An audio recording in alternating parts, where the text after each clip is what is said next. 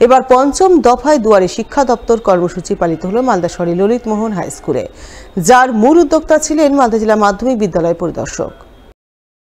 তার উদ্যোগে এদিন Lalit Mohan high school, Englishbazar block, Englishbazar শহর সহ পুরাতন মালদা শহর এলাকার সমস্ত হাই স্কুলের প্রধান শিক্ষক শিক্ষিকাদের নিয়ে দুয়ারে শিক্ষা দপ্তর কর্মসূচি অনুষ্ঠিত হয়। এই কর্মসূচি রূপায়ণে হাজির ছিলেন জেলা মাধ্যমিক বিদ্যালয় পরিদর্শক বাণীব্রত দাস সহ 3টি চক্রের অপর বিদ্যালয় পরিদর্শকরা।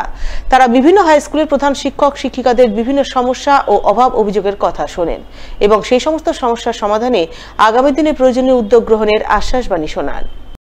আজকে হচ্ছে ইংরেজবাজার ব্লক মিউনিসিপ্যালিটি এবং ওল্ড মালদা মিউনিসিপ্যালিটি এই নিয়ে হচ্ছে, এবং এখানে আমাদের পরিদর্শকদের মধ্যে সবাই আছে এবং আমরা এই বার্তাই দিতে চাই যে আমি নাই আমরা, এবং আমরার মাধ্যমে আমরা যে শিক্ষকদের যে অসুবিধা, সেই অসুবিধাগুলো আমরা শুনতে চাই।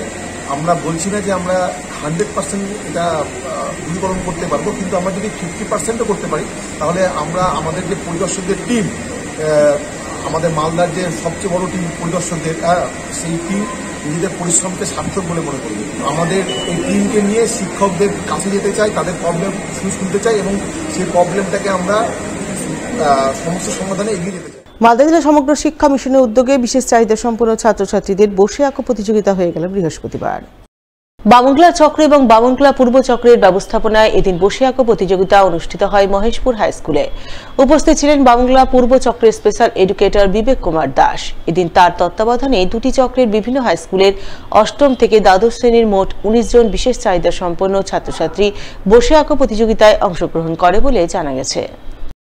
আজকে বামনগোলা ব্লকের অন্তর্গত বামনগোলা সার্কেল এবং বামনগোলা ইস্ট সার্কেলের 2 সার্কেল মিলে আজকে বিশেষ চাহিদা সম্পন্ন ছাত্রছাত্রী ক্লাস 8 থেকে ক্লাস 12 পর্যন্ত এই সমস্ত বাচ্চাদের একটা আর্ট কম্পিটিশান হলো।